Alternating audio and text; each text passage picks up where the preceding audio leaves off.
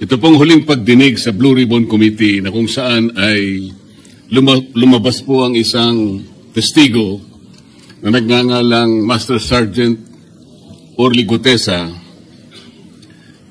Ako po ay nabansagan na kulang po sa kortesiya. Para sa akin po ay hindi po tama na nagpapasaringan po tayo ng ganun. Iisa po ang ating layunin. Hindi po tayo magkakalaban sa layunin na matuntun po natin ang pinaka-problema kung bakit nasadlag po ang ating bansa sa ganitong kalagayan. Hindi ko naman po kasalanan ako po'y hanapin ni Sergeant Gutesa. Hindi ko po siya kilala.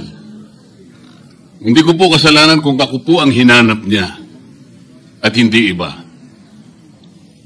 Nung pong makita ko po yung kanyang salaysay, ang sabi ko lamang po sa kanya ay, kung malakas ang loob mo talaga at naniniwala kang dapat mong gawin ito para sa iyong bansa, dalawa lang ang pwede mong gawin para sa akin. Ipanotaryo mo yan, at kung malakas ang loob mo, bukas ng umaga bago mag-alas 9, kailangan nandun ka na sa Senado. Alam po yung notaryo, para sa akin lang po yun. Gusto ko lamang siyang testingin kung talagang totoo nga ang kanyang mga gustong banggitin. Ang pinakamahalaga po ay haharap siya, tatayo, at susumpa sa kalagitnaan ng pagdinig. At doon ay pakikinggan natin. At doon ay sama-sama natin siyang i-interpolate. Tatanungin. Nakita naman po ninyo kung paano niya sinasagot ang bawat tanong. Walang pag-aalinlangan. Siya lamang po ang natatangi na testigo na kumonekta sa pangalan ni Saldico at Martin Romualdez. Wala nang iba. Ngayon po siya ay naharap sa napakaraming pasaring din. Bakit po ako ay walang kortesiya? Hindi po ba ako ay humingi ng panahon sapagkat hindi ko naman po alam kung talagang darating siya nung araw na yun, kaya hindi na po ako nagsabi. Gusto ko talagang paniwala ang darating siya. Dumating nga po siya, kaya ako siya inilabas. Pero kung pag-uusapan po ay kortesiya, balikan po natin ang mga nangyari. Nung ako po ay chairman pa ng Blue Ribbon Committee, nagkaroon po ng pagdinig. Unang pagdinig ay August 19, 2025. Isang araw bago po nagkaroon ng pagdinig ang Blue Ribbon Committee, ang ating pong kasama, si Senator Lacson, ay nagkaroon po ng posting. Sa Twitter po yata ito, hindi po ako sanay dito eh. Babasahin ko po, August 20, 2025. The Senate Blue Ribbon Committee hearing yesterday is akin to the cart going ahead of the horse. Had the cart waited one day, it would not have missed the details of the truth about the many substandard ghost projects and more that will be exposed in my privileged speech today. Yun po ba ay courtesy din? Sa akin pong palagay, hindi dapat po nagkaroon ng ganitong pagpapasaring. Alam ko po ba kung sino-sino ang tatayo para mag-deliver ng privilege speech? Matagal ko na pong sinabi noon kung kailan po ang pagdinig. Wala po akong itinago. Ngunit kung sasabihin na kung naghintay kami ng isang araw, ay mas marami pa sanang mga detalye at katotohanan ang naihayag. Hindi po ba sinabi ko sa inyo noon, mismong Pangulo ng Republika ng Pilipinas ang nagbigay sa akin ng USB na nandun po lahat ang mga proyektong pinaghihinala na ghost projects. Ayaw ko lamang pong ilabas ng isa-isa sapagkat sa aking pagkakaalam noon, Ginoong Pangulo, mali din po yung binigay na mga coordinate sapagkat ang pinagbasihan nila yung MYPS, hindi yung PCMA, na palagi ko mong binabanggit. Sa mga kapatid, kahit na po yung mga binanggit na projects ng ating kasama, salig po sa mga maling coordination eh. At saka konti lang, pinili lang. Nagkataon lang po maganda nga talagang pagkakapresent sapagkat ay kulang na lang po yung cinematography at saka screenplay. Kung meron pa lang sanang sound effects, baka nandun yan eh. Huwag po sanang ganun magpasaringan tayo. Iisa po ang layunin natin dito eh. Yung matukoy natin kung sino ang merong utak dito. Na ngayon po ay unti-unti na pong naihayag. Sino bang natatakot kay Martin Romualdez? Marami po siguro dito sa kapulungan ito. Pero hindi ako natatakot kay Martin Romualdez.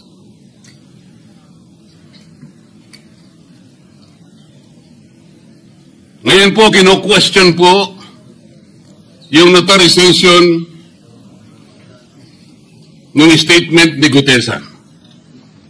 Dahil yung babae po, yung abogadong babae, nag-notarize, pinalikuran po niya ang kanyang signature, yung kanyang pirma. Nandyan po ba yung assistant natin para ipakita po natin? Ayan po yung huling bahagi ng dokumentong ninotaryo doon sa opisina ng abogadang babae na ngayon ay tinatalikuran niya ang kanyang pirma. Doon sa right side po, ayan po yung ninotaryo sa dokumento ni Gutesa. Yung kaliwa po ay iba pong dokumento. Tingnan po ninyo yung pagkakahawig. Ibig po ba ninyong sabihin, Ginoong Pangulo, yan pong notarial details, yun po yung kulay blue, na kung saan nandyan yung PTR, nandyan po yung MCLE number, nandyan po yung kanyang roll number, yung kanyang address. Nakuha po ba ni Gutesa mula sa opisina ng abogada at in-stamp niya? Pagkatapos po yung detalye na nasa bandang kaliwa na kung saan makikita nyo document number, page number, book number, series of 2025. Makukuha po ba ni Gutesa mula sa libro, mula sa notarial register ng abogado? Paano niya makukuha? Tingnan po ninyo yung kabila, ganun din. Bakit po natin hahanapan ngayon si Gutesa at sasabihin pa natin dahil lamang tinalikuran ng babaeng nagnotaryo ang kanyang pirma? Pangkaraniwan na po kasi, Ginoong Pangulo, kahit pumunta kayo sa maraming lugar na kung saan nagnotaryo, hindi nyo po makikita roon ang abogado. Iaabot nyo lang sa kanyang papel ninyo, pagkatapos isosoli nyo sa iyo, pagkatapos nyo magbayad. Itatanong po ba ni Ginoong Gutesa, bago siya umalis, tatanungin po ba niya doon sa babaeng kausap niya kung sino man yun, Madam, kayo po bang may pirma nito? Wala pong ganun eh. Ngayon, kung tatalikuran po ng abogado na yon ang kanyang pirma, ako na po mismo ang magdidirect ng prosecution sa kanya para ma-disbar siya, sapagkat ginagamit po niya yung opisina na yon. Pakita po ba natin, pwede po natin ipakita yung opisina, yung kanya, ayan po yung kanyang lugar. Ang opisina po niya ay sa Ermita, ngunit yan po ay ginagamit niyang address. Ayan po makikita ninyo. Notary Public 24/7. Ibig niyo sabihin, nandyan at hindi na natutulog yung abogado na yan. Sigurado meron isang tao dyan na pumipirma. At ginagaya na lamang ng kanyang staff o secretary yung pirma niya. Ganyan po palagi. Kalakaran, ngunit hindi tama. Sapagkat sa batas po ng notaryo, kailangan nakaharap po yung magnunotaryo sa nagpapanotaryo. Bakit po niya ngayon sinabi na hindi niya pirma yun? Maring hindi niya pirma, ngunit tinayaan niya kung sino man ang tao ngayon na ipirma yung dokumento. Kagaya po nung nasabi ko, naging academic na po yung notaryo, sapagkat ang tao ay tumayo sa ating kapulungan. Binasa niya yung kanyang statement. Yung mga bayarang media nga po, sinasabi po kino-coach ko pa Bakit ko po siya sinabihan na dahan-dahan siya? Dahil po nung panahon na binabasa niya na yung kanyang statement, sinusundan po namin yung kanyang binabasa. Binigyan ko po ng kopya ang chairman ng Blue Ribbon Committee. Binigyan ko ng kopya ang ating Senate President at yung aking katabi si Senator Gatchalian dahil 4 lamang pong original ang meron kami. Yung binabasa pala niya ay Xerox copy kaya may naputol sa baba. Gusto ko lamang pong ma-record ng totohanan. Dahil doon sa umpisa po niya, merong isang linya po siyang nalaktawan. Alam po ito ng mga kasama natin na sinusundan po habang binabasa namin. Doon sa pangalawa po, 2 linya naman po ang nalaktawan niya. Kaya gusto ko lamang pong maging maayos ang pagre-record ng kanyang statement. Ano po sabi ng mga bayarang media? Hindi ko naman po nila lahat. Kaya ako po hindi nagpapa-interview sa kanila Alam ko po ang karakter ng ating media ngayon. Nakakaawa na po ang kalagayan. Binanggit na po ng dating Senate President ang nangyari do sa statement ni Diskaya. Siya ang kauna-unahang nagbigay ng statement na kung saan binanggit ang 17 congressmen. Ngunit nakakapagtaka. Hindi na po natin tinutuntun yung 17 na yon. Kagaya na nga sinabi ng Senate President, napupunta na, natutuon na yung pagtuntun sa mga kasama natin dito. Bakit po? Natatakot ba tayo kay Martin Romualdez? Siguro po, yung iba sa inyo natatakot. Ginoong Pangulo, naghalo na po ang balat sa tinalupan. Bakit po? Ngayon ko lamang po nakita sa pagdinig ng Blue Ribbon Committee. Nandun po yung Justice Secretary. Hindi pa po natin natatapos na pagtatanungin yung respondent, yung resource person, na tayo po ang merong legal and physical custody. Hindi ko maintindihan kung bakit dadalhin niya sa kanyang opisina at pagbalik niya, meron na siyang supplemental affidavit. Ano po ba itong nangyayari sa atin? Meron na ba tayong alituntunin? Meron na ba tayong agreement sa pagitan ng DOJ at ang ang pag-imbestigang ginagawa natin sa Blue Ribbon Committee? Hindi ko na po maintindihan kung ang Blue Ribbon Committee is the investigative arm of the Department of Justice. Ang sabi ko po nung nasa ikalimang pagdinig pa lang tayo, sapagkat nakikita ko na po ito, kaya po naghangad pa ako sa ating chairman no, na sana'y paraanin niya ako, meron lang akong gustong isang guni muna at pag-usapan sana muna. Hindi naman po ako nabigyan ng pagkakataon kaya nagkaroon pa po ng konting sagutan doon. Ito po yung gusto ko sanang ayusin muna, pag-usapan muna natin. Lalong-lalo na po ang kaugnayan natin sa bagong tatag na ICI, Independent Commission on Infrastructure. Ano po bang ugnayan natin dito? Hindi po ba tayo mag-uusap muna? Hindi ba tayo gagawa ng regulasyon muna? Meron po tayong mga doktrinang isinasaalang-alang. Nasaan na po ang institutional boundaries? Nasaan na po ang separation of powers? Nasaan na po ang system of checks and balances? Di ba natin isasaalang-alang ito? Dalawang tao lamang po ba ang mamamagitan sa pagitan ng mga institusyon na ito? At mawawala na po kami sa picture? Are we supposed to be kept in the dark, Mr. President? Yung po, kung mo ba sinabi ng ICI na isa sa kanilang mga poder, kapag ka nag-request po sila, makakakuha sila ng impormasyon sa House of Representatives, sa Senate, sa Korte, sa Sandigang Bayan, at kahit sinong otoridad. Ibig ba sabihin wala na tayong opsyon na tumanggi? Kailangan po natin pag-usapan muna yun. Ang nangyayari po sabog-sabog na po Baka ngayon ang isang dahilan kung bakit nag-resign po yung advisor na si Mayor Magalong ng Baguio. Yung pong mga pasaring, ito po yung nakakapagbigay sa atin na hindi naman kailangang pag-aaway-away o pag-aalitan. Hindi po maganda sa ating panig ito. Tingnan lamang po natin yung interview sa DCMM ng ating kasamahan, chairman ng Blue Ribbon Committee, ng mga host ay si Victoria Tulad at si Christian Yosores noong September 28, 2025. Ang tanong po nila, ilang hearings pa ang nakikita ninyong gagawin ninyo?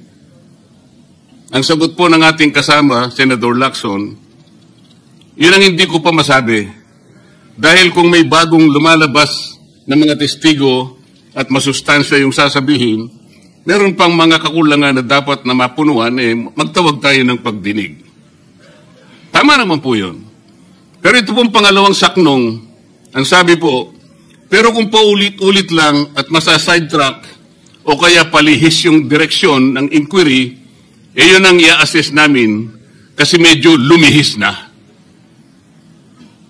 Ano po yung lumihis? September 28, dito lumabas si Master Sergeant Orly Gutesa. Lumihis po ba o dumiretso? Mula kay Saldico, ikinonekta po niya kay Martin Romualdez. Sa akin palagay, dumiretso po, hindi tayo lumihis eh.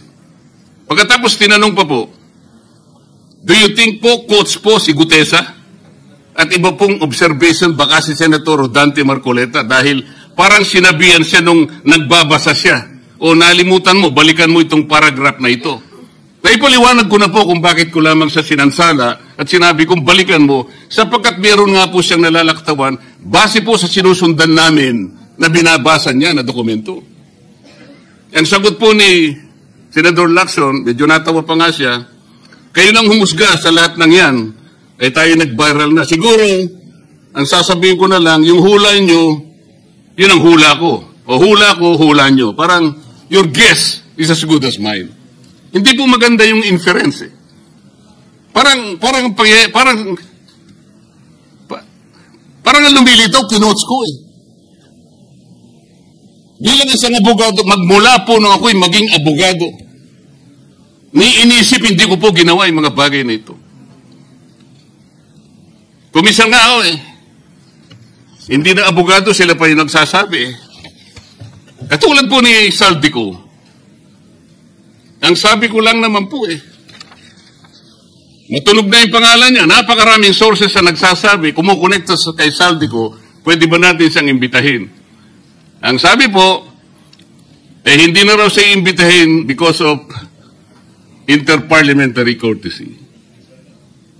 Ang sabi ko po, ang interparliamentary courtesy hindi po nalalabag kung iimbitahin lang siya. Halimbawa, invitation letter lang. Nagawa ko po yun kay Congressman Toby Chanco. Voluntaryo po yun eh. Kung darating siya, salamat. Kung hindi siya darating, okay lang. Ngunit, ang pinag-uusapan natin ay problemang kasangkot na po ang kinabukasan ng ating bansa. Sasabihin ba natin interparliamentary courtesy? Nakikinig po ang buong bayan. Tatakpan po ba natin ng dahil sa interparliamentary courtesy? Nakasulat po ba sa bato yun? Absolute po ba yun? Yun po yung aking ikinasasama ng loob eh. Hindi po tayo dapat mag-away-away. Iisa po ang ating layunin. Ang ating bansa ang pinaka-importante sa ating lahat. Bakit po kinakailangang ilihis natin? Bakit po tayo gagawa ng paraan para pagtakpan po natin ang hindi dapat pagtakpan? Ginoong Pangulo, ngayon po'y masasabi ko, si Master Sergeant Orly Gutesa ay mas credible pa po kaysa sa marami sa atin dito sa kapulungan ito. Si Master Sergeant Orly Gutesa, mas matapang kaysa sa mas marami dito sa ating kapulungan. Maraming salamat po, Ginoong Pangulo.